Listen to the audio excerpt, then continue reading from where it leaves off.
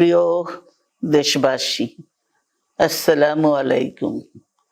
রক্তস্নাত July August 1 বছর পর আমাদের মাঝে ফিরে এসেছে।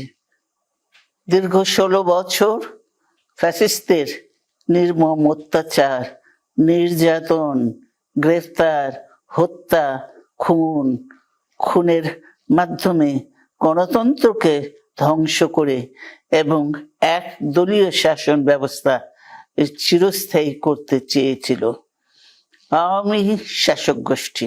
ছাত্র জনতার সম্মিলিত অভ্যুত্থানের মধ্যে দিয়ে ফ্যাসিবাদদের পতন ঘটেছে।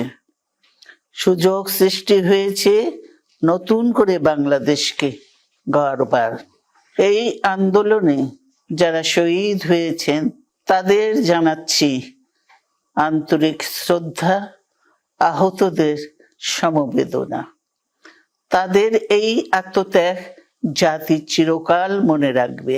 গুম, খুন, বিচার, বহির্ভূত হত্যার শিকার যারা হয়েছেন তাদের তালিকা প্রস্তুত করতে হবে।